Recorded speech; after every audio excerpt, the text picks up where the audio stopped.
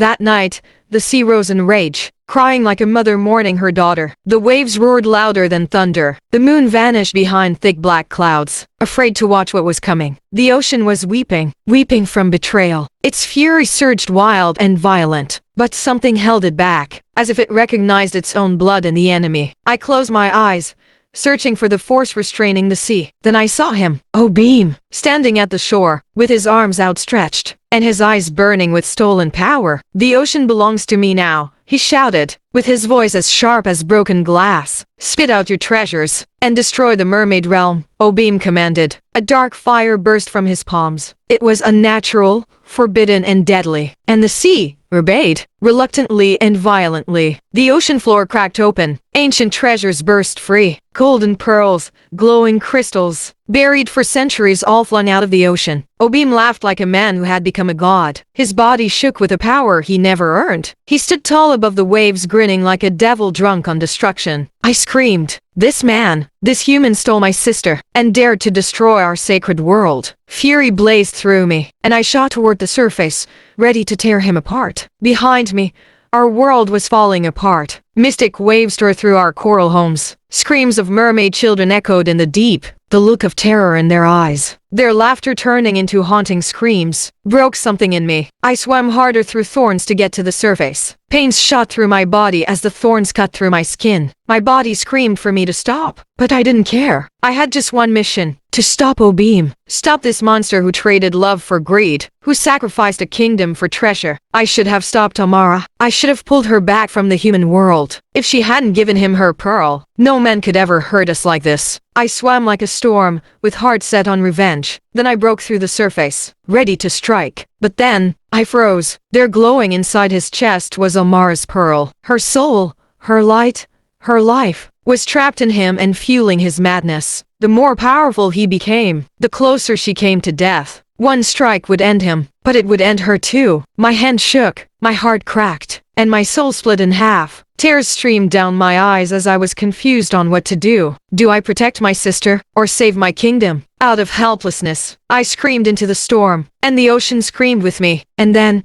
I sank, deeper than I've ever sunk. My tears vanished into the salt. I was no longer a warrior. I was a sister, breaking into two. Through pain and bruises, I swam. I must find Mother. She's the only one who can teach me how to take the pearl, without killing Amara. And when I return to the human world, I'll reclaim my sister, I'll reclaim my aunt, and I'll reduce Obim's world to ashes.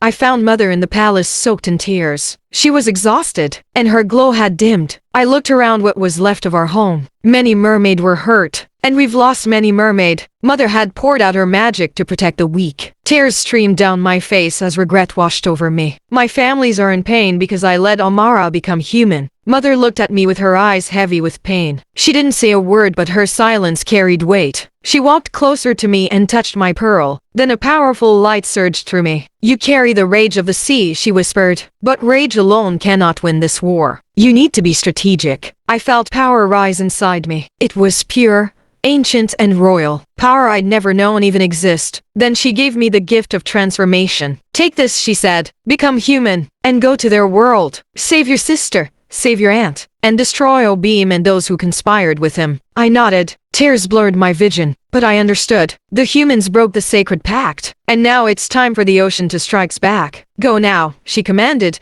with her voice trembling but firm. With my heart pounding, and the ocean behind me, I swam to the surface like a wave of vengeance. This time, I wasn't coming with sorrow. I was coming with a plan. To move in silence. To find my sister. To free my aunt. Then unleash my fury. Just as I reached the shore, I felt it. My fins were burning away, and they were replaced by legs. There I stood. I was no longer just a mermaid, but a woman. A beautiful human. Fueled by grief, love, and a firestorm of revenge. I walked out of the river, with my legs trembling like a baby just learning how to walk. My eyes burned with vengeance. It was sharp, unshaken, and unforgiving. Behind me the sea whispered my name, but the war ahead screamed louder. I felt strange, heavy and mortal, but I stood tall. Then I stepped into their world. As a mermaid in borrowed human skin, they must never know what I am, not until it's too late. The road to the village was long, dry and cruel. Each step sent fire through my fragile legs. but the pain was nothing compared to the war raging in my heart. People stared, some laughed, and one woman scoffed. Where did this one crawl out from?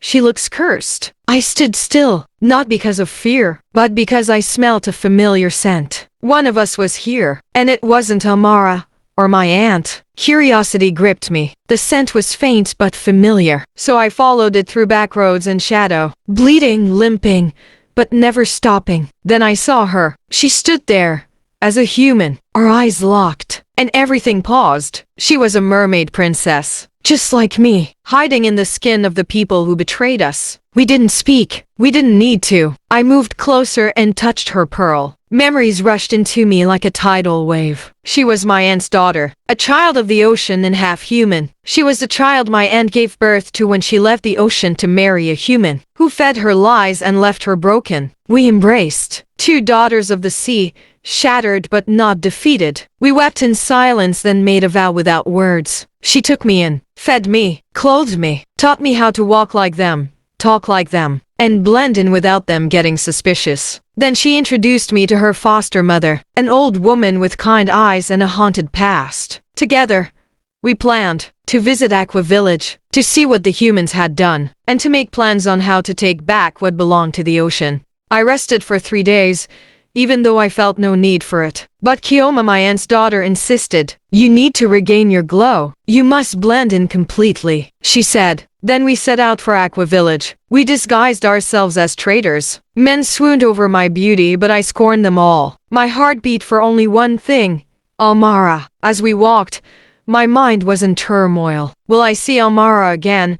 Will I be able to control myself when I saw her? And then we reached the market square, and there he was, Obim, living like a king. He was draped in gold, and surrounded by greedy men in fine agbada. Damsels giggled around him as he feasted like royalty. Inside his chest, Amara's pearl glowed. My blood boiled, and I wanted to strike, to scream, to tear him apart. But I heard Mother's voice in the wind. Patience, Amanda. I held my breath and calmed down. I looked around, and then I saw my aunt. She was chained and caged in her full mermaid form without water. She was weak and barely breathing. The villagers mocked her, and children laughed at her pain. Kioma's rage lit like fire beside me. But I whispered, not yet. We'll strike when it hurts most. I looked around but couldn't find any traces of Amara. I sighed and we laid our wares down to sell like the others. Then suddenly Obim's eyes locked on me. Hey you! He shouted. Come here. I took a breath and softened my gaze. I walked toward him with each step careful, seductive, and dangerous. He grabbed my hand and kissed it, with his eyes full of desire. Who are you, beautiful one? He asked. I bowed shyly. Just a poor girl who came to sell her wares in your village. He smiled at me, then whispered, I love you, and I want you as my wife. I giggled like a maiden flattered by a prince, and I made sure I played my role with grace. He bought everything from our stall, then whispered that he would come for me with gifts, to make me his bride. I smiled sweetly, but inside, I was a storm. He was falling slowly and stupidly into my trap. And that's what I wanted. I need to gain his trust and show him how it felt to be betrayed by someone you love. I wanted to stay longer at Aqua Village, but Kioma warned me, if we linger, they'll grow suspicious. Still, I couldn't leave, not without seeing Amara, even if it's just to catch a glimpse of her. I searched the market with my eyes, but she was nowhere to be found. Obim's gaze stayed glued to me, so I kept my act sweet and simple. I left with Kioma, with my heart shattering like a cracked shell. Amara, where are you?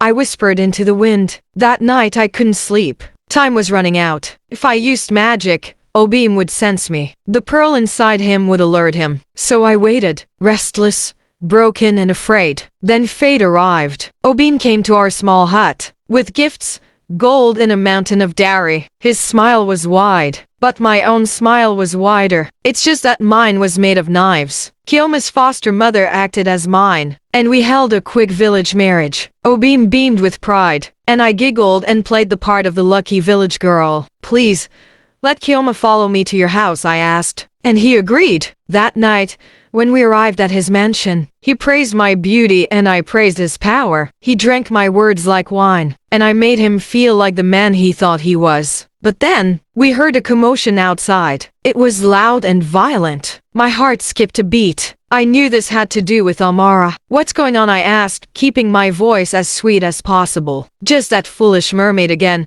he said and waved it off. "She refuses to perform for the chief." "Can I see her?" I asked with my eyes wide like an innocent girl. "Of course, my love. Everything I own is yours," he said. We walked through the courtyard, and there, in a cage, was Amara. She was bruised, bleeding and broken. My sister, who was once the crown princess of the ocean, was now treated like an animal in a market show. My heart ached.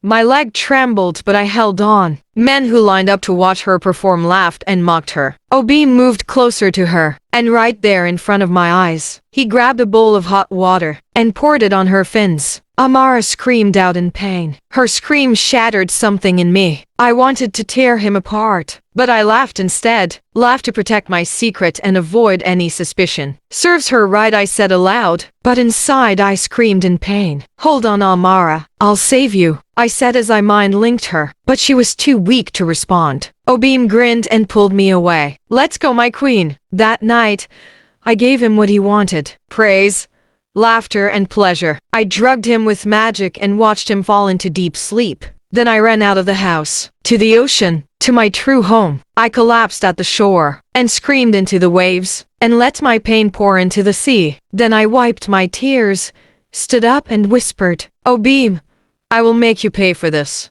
6. I returned to Obim's mansion before sunrise. My face was calm, but a storm was rising in my soul. He was still asleep, snoring like a man with no conscience. I stood over him and watched a man who stole my sister's pearl, who bathed her in fire just to prove power. Before the moon wanes, I swore silently, he will beg me for mercy. We snuck into the edge of the compound, where Amara's cage stood like a monument of cruelty. She was barely breathing. Her fins were raw, her skin cracked, and her voice was gone. But when her eyes met mine, she whispered my name, "Amanda." Tears fell from my eyes. I reached into my clothes and pulled out a small whispering shell, a sacred gift from our mother. I placed it on Amara's chest. A soft glow enveloped her. Some of her wounds began to fade. She gasped and she could breathe again. "Hold on," I whispered. "I'll return your pearl and I'll bring him down. I swear it by the ocean. I'll make him pay for hurting you." We quickly made a plan. Pretend to follow every instruction. When the time is right, attack me with fake magic, and I'll take it up from there. Before we could say more, we heard footsteps, and we disappeared into the shadows. The days crawled by, and with each day, Amara's suffering grew worse. She had become an enslaved mermaid, an attraction for greedy men. They paid Obim to stare at her, to make her sing, to watch her pain. If she refused, she was beaten, or worse, burned again. I wanted to scream. I wanted to strike, but I kept smiling, because Obim was falling in love with me, deeper and deeper. He couldn't sleep without me, couldn't eat without seeing my face. He was wrapped around my finger like seaweed on a shell. One day, the wives of the village men stormed into the compound. They came with fire and fury. They were ready to destroy the mermaid who had stolen their husband's attention. But when they reached her cage and saw her, her bruised fins, her trembling hands, and her cracked lips, they froze. Their anger melted into pity, and their eyes were filled with shame. "She's not a seductress," one of them whispered. "She's a prisoner." They tried to set her free, but Obim's guards shoved them away. I stood in silence observing everything. Something stirred inside me. Maybe not all humans are monsters, but still, they will all face my wrath, because the ocean does not forget, and neither do I. Soon, they'll all dance to the song of the ocean, and I'll be the one holding the drum. That morning I made up my mind. It was time to set the final trap. Time to make Obim pay. Time to end this madness one piece at a time. I went to Obim with tears in my eyes. "That stubborn mermaid keep disobeying you, my husband. Let me punish her for you." And like the heartless man he was, he supported me, and nodded proudly, smiling like a man drunk on his own wickedness. "Do whatever you like, my love," he said. "She's yours to deal with." With the whole village watching, I marched to Amara's cage. My steps were heavy, and my heart was torn. I looked into my sister's eyes, and I saw confusion, but I had to play my part. "So you think you can keep disobeying my husband?" I shouted. I grabbed her hair and yanked her forward. Tears danced in her eyes, but I didn't blink. Sing and dance or face my wrath, I mocked. And then, Amara laughed weakly. So this is the human you left me for, she said while facing Obim. Now I'll make you feel the pain of losing a loved one. With all the magic she could gather, she struck me with a glowing blue wave. The magic blow sent me crashing to the ground. I clutched my chest, stopped breathing, and fell still. The entire crowd gasped. Obim screamed and rushed to my side like a madman. Amanda! Amanda! Somebody help! He carried me in his arms and pleaded for someone to save me. An old woman stepped outside. She could only be saved with the pearl of the mermaid who hit her. But the pearl is inside me, Obim said in desperation. Then save her if you love her. Obim didn't hesitate.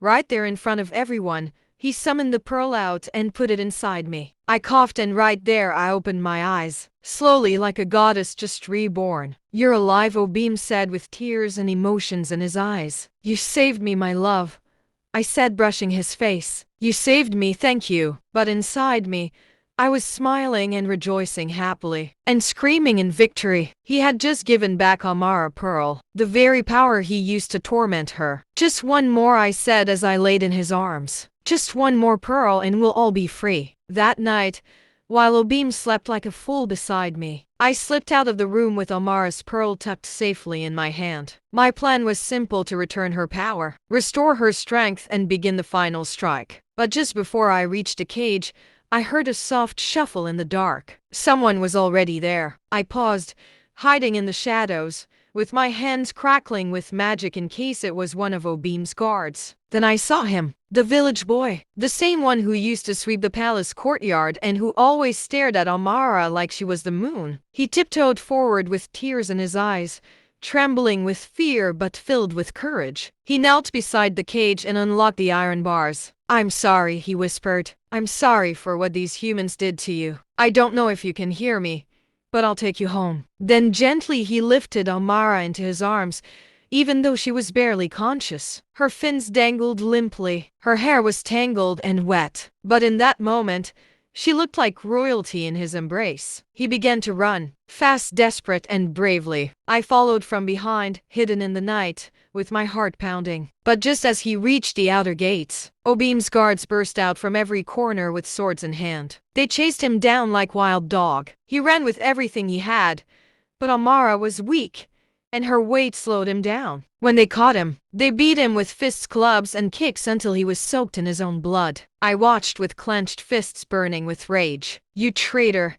One of the guards roared. How dare you touch the master's treasure? They dragged him across the dirt, half dead, and threw him into the village jail. Then they tossed Amara back into her cage, like she was nothing. Obim stormed out of his hut, furiously. Enough of this nonsense, he screamed. Tomorrow we'll end this, he screamed. I stood in the shadows holding the pearl tighter with my eyes glowing. Yes, Obim, I whispered. We will end this. You started this war with blood, greed, and fire, but I'll finish it with truth, vengeance, and the wrath of the sea. The next day, the sun rose heavy with silence. Obim stood tall in the village square, dragging my aunt and Amara like animals. The people gathered quickly with their eyes filled with hate and confusion. And just like the coward he was, Obim began to speak. These wicked mermaids tried to kill your children. They bewitched your husbands, and they wanted to overthrow our world. The crowd gasped. Some threw stones and others spat. Obim was feeding them lies, and they swallowed it like honey. I stood silently in the background watching it all. The same people who came to laugh at the mermaid's song, the same men who paid to see her beauty, now called her evil. I turned and walked away into Obim's backyard, searching for my aunt's pearl. And there it was, hidden deep beneath a shrine, and used as fuel for black magic. Its glow was faint, and its power was suppressed. I closed my eyes and whispered an incantation. By the tides of Aqua, by the womb of Memora, be free again. The curse broke with a crackling sound, and the pearl surged to life in my palm. I held it tight,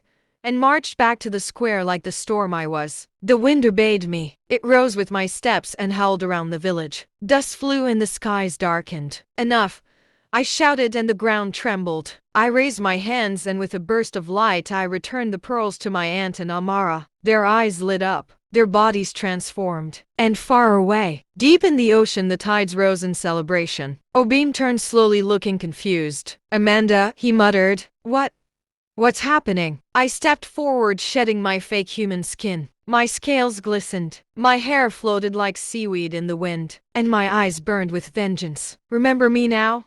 I said softly. His face turned pale. No, this can't be happening. "Amanda, please," he begged as he stumbled backward. He tried to summon magic, but I had already broken his source. With one flick of my fingers, the innocent villagers, the women, the children, and those who never raised a hand floated gently into the air.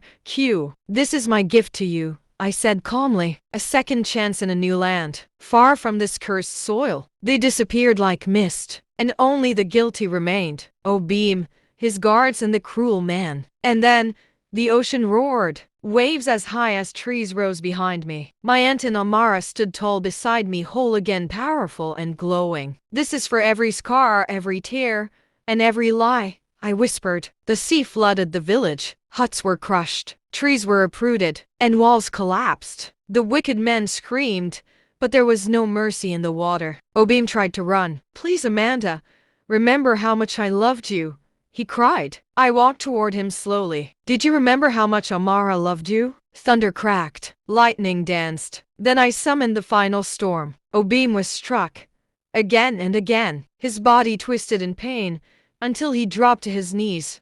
"Please have mercy," he sobbed. I raised my hand and uttered my last curse. "For what you've done, let the ocean be your cage." Obim screamed one last time as his body twisted into a sea monster with scales, claws, and cursed eyes. The waves wrapped around him and dragged him into the deep. The waters calmed. The sun broke through the clouds. Aqua Village was gone, and only whispers remained. And deep in the ocean, Obim howled, tortured by mermaids he could never break. The ocean was calm again, but it never forgets. Amara returned to her place beneath the waves, with her voice healing the waters once more. Her song, once stolen, now became a lullaby for broken hearts. My aunt, freed from her chains, became the guardian of the tides, warning future generations never to trust a man drunk on power. As for me, I swam to the edge of the earth where the sea touches the stars. And I watched, and I waited, because even though the storm is over, evil always tries to rise again. And when it does, so will I.